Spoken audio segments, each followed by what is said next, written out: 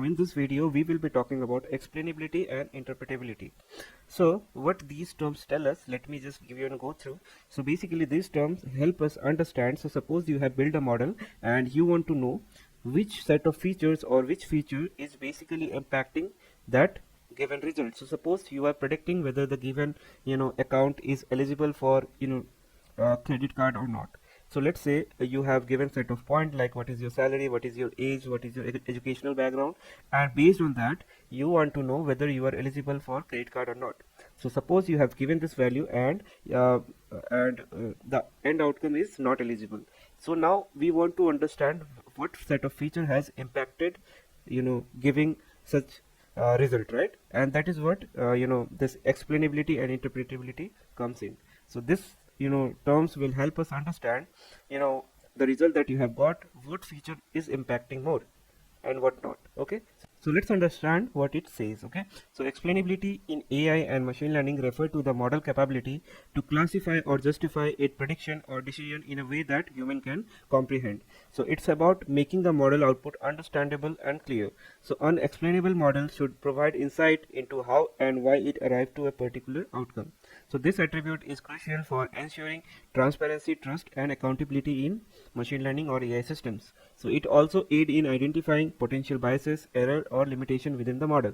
Now let's understand interpretability. So interpretability revolves around understanding and analyzing the internal mechanism or working of a model. So it involves comprehending the model structure, its decision making process and significance of various feature or variable used to make predictions. So uninterpretable model allow human to make sense of the model decision boundaries, so interacting among features and how it arrived at that particular outcome and what the conclusion is. Okay, so this attribute is essential for detecting model biases, ensuring compliance with regulation and building confidence in deploying this machine learning models or AI models or deep learning models. Okay, whatever.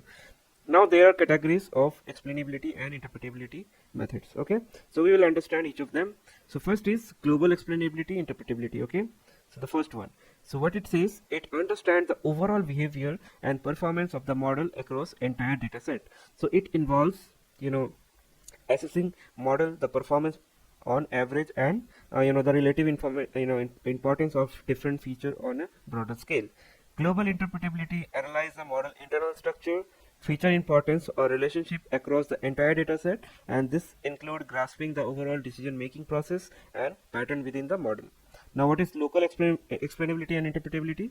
So it basically tells explain the model behavior or decision making process for a specific instance or individual prediction. So I hope you understand the difference.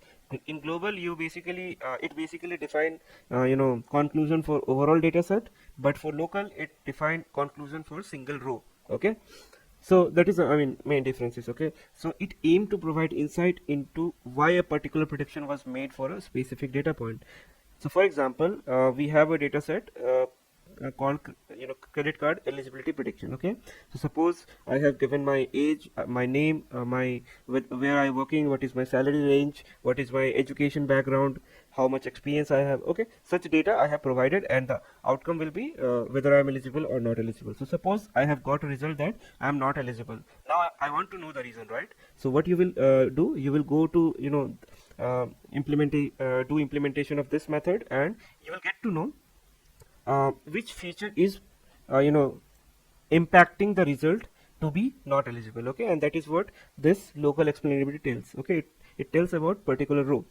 Okay, so we will see in the next video we will implement this method and we'll see and you will be amazed to see such a good output which basically help us understand or make decision based on it, because it will show you graphically how a certain feature is impacting the result. Okay, so now so this local explainability like we have just discussed, it is it make prediction for a specific data point and it provide insight for that data point. So understanding how the model behave or arrived at a conclusion for a specific instance, it enable the inspection for feature importance or reasoning for individual prediction within the dataset. Now both global and local aspect of explainability and interpretability contribute to ensure that the model are not only accurate but also transparent, understandable and free from biases or any errors. So they play a vital role in fostering trust and acceptance of AI system in various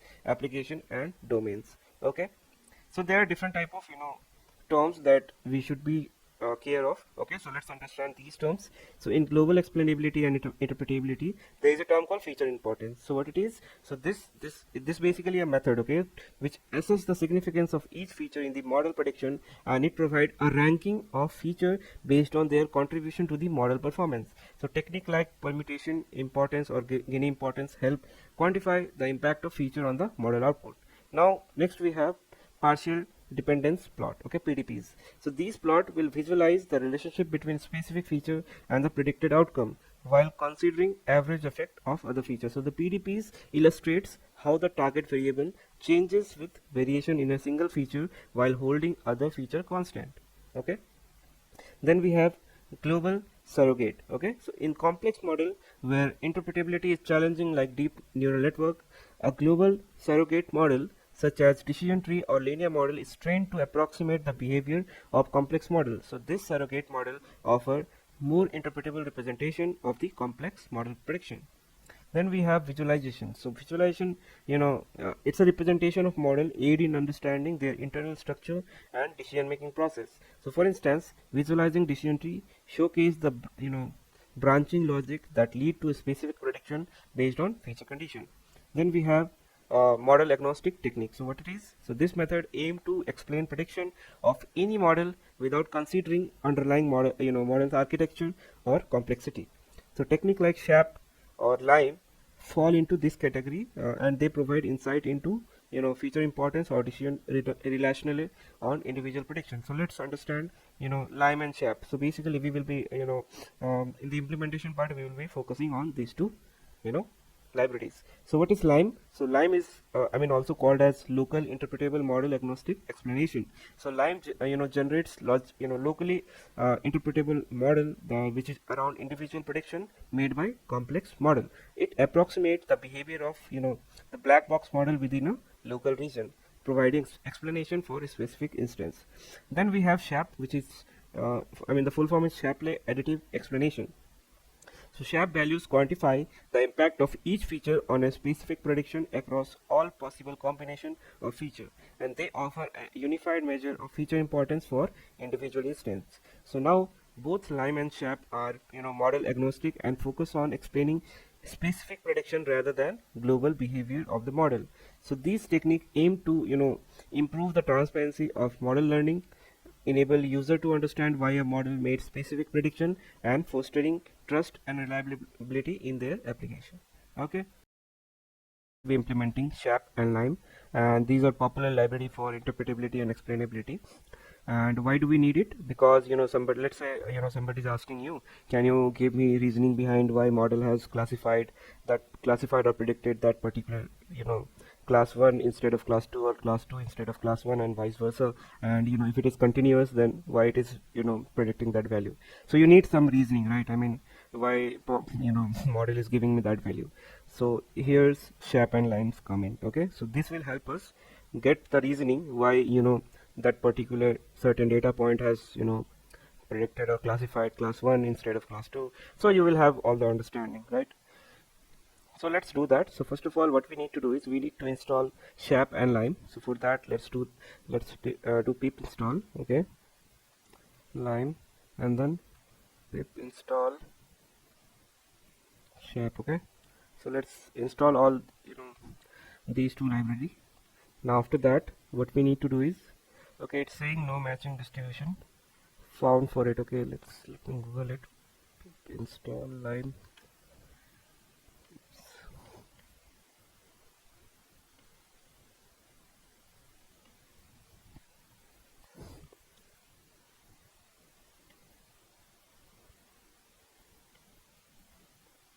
Okay, my internet was off, so that's why that error was coming. So okay, so after that, what we need to do is let's import all the library that we need. So first will be import SHAP, import LIME, then import LIME dot LIME tabular. Okay,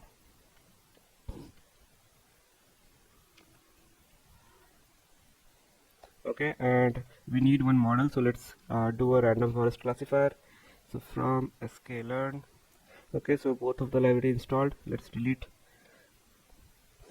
So sklearn dot ensemble import random forest classifier. Okay, and let's use iris dataset. Datasets.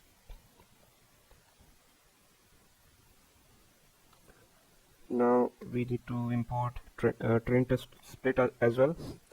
So sklearn dot model selection import train test split. Okay, so we are done with all the necessary libraries. Now let's load the data set. Okay, so iris equal to load iris. Now let's split the data set. Okay,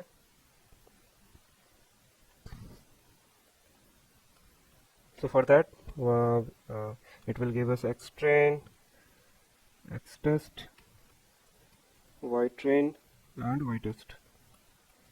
We'll do train test split, and here we need to pass our data and then the target.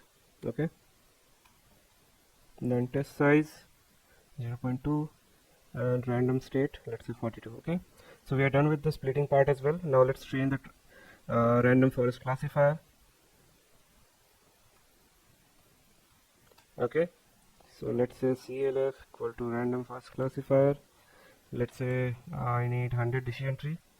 Okay, random state 42. Now let's train the random forest classifier. So for that, clf.fit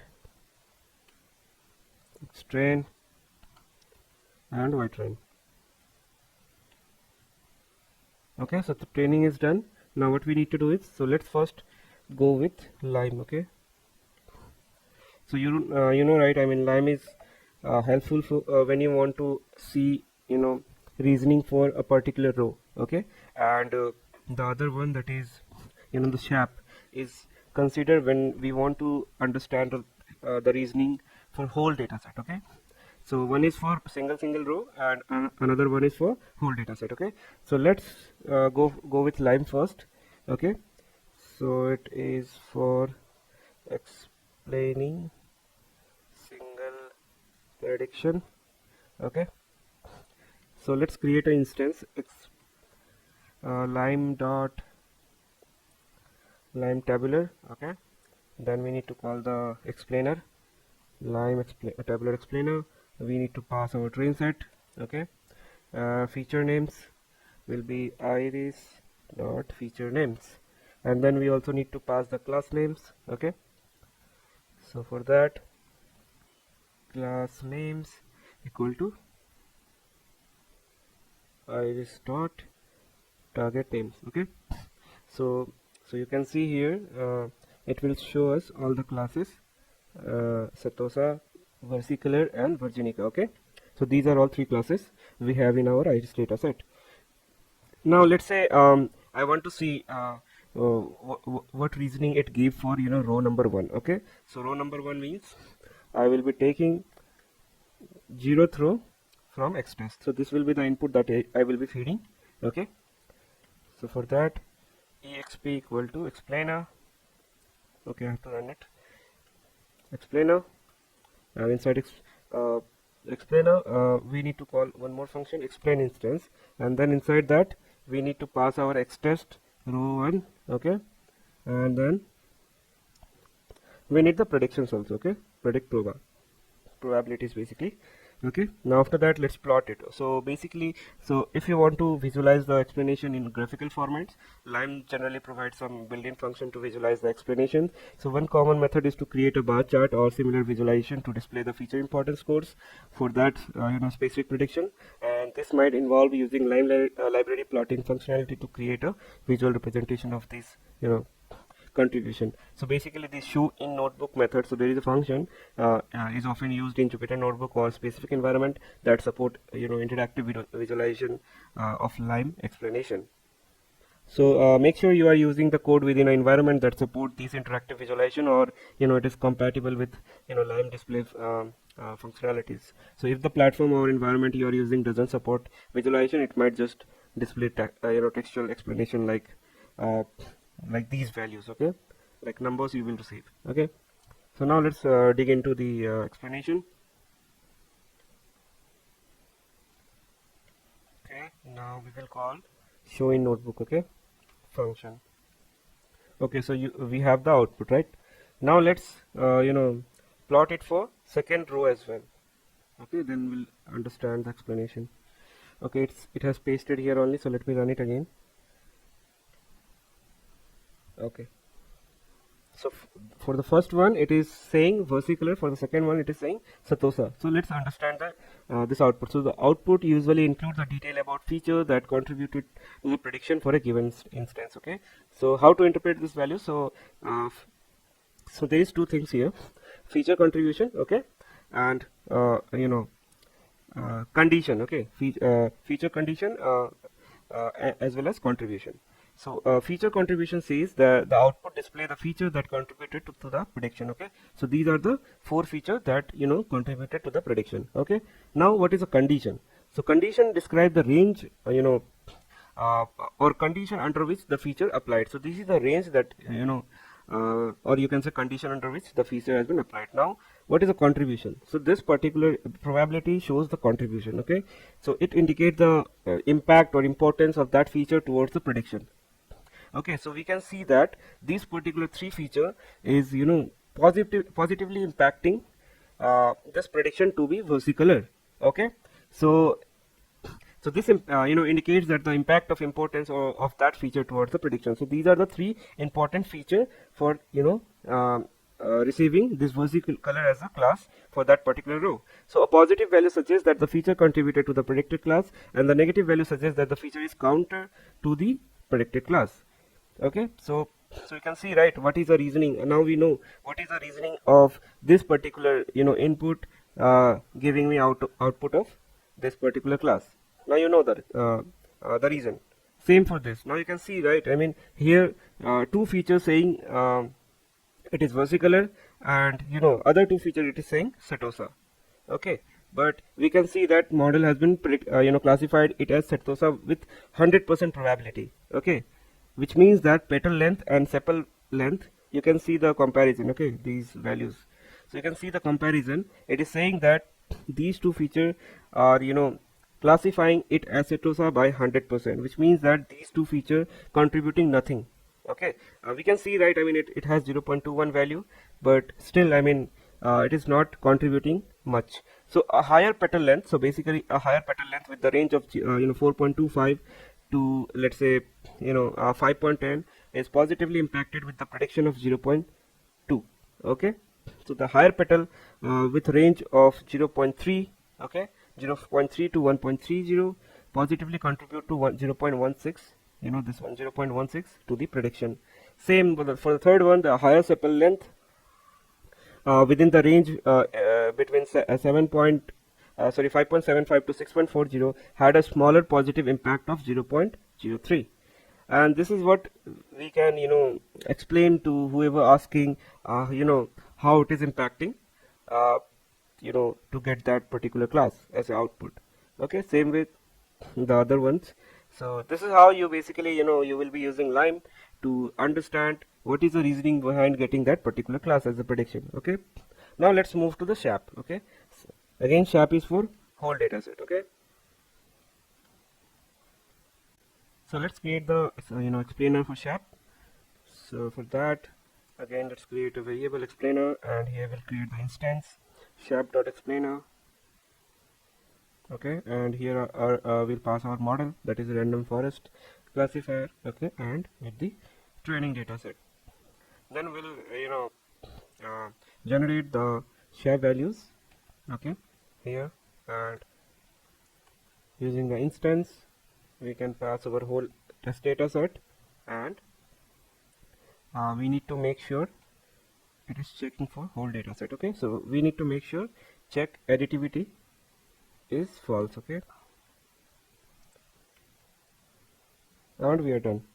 Now what we need to do is we need to visualize the shape values, and for that, shape dot summary plot. Here we have to pass the shape values as well as our test set. Okay,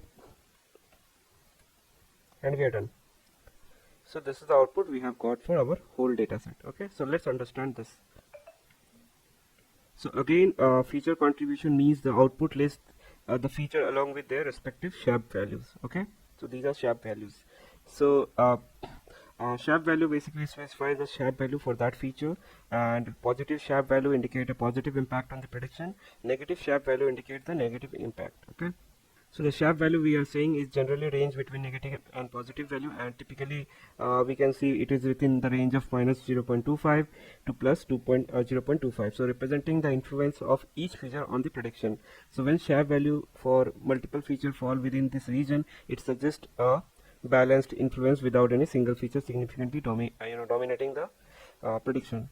Now, so in this range minus 0.25 to plus 0.25, these value indicate that each feature has relatively minor impact on the prediction, and none of the feature holds substantial weight in determining the prediction, as all are these within a similar range. So when shape value are close in magnitude, it implies that each feature contribute approximately equal to the prediction. Okay, but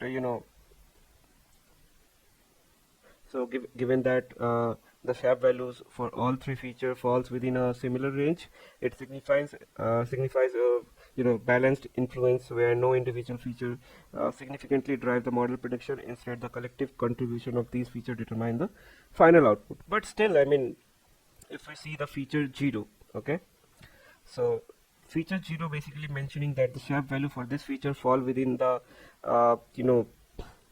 not even 0.01 range. Okay, it's just few points away. Okay, so suggesting a balanced influence on the prediction, whereas the feature 2 and feature 1 is highlighting that these two features show shape value outside these range. Okay, so indicating more substantial impact on the prediction. So I'm saying this feature 0 with feature 0 feature with feature 2, you can see it's a very negative uh,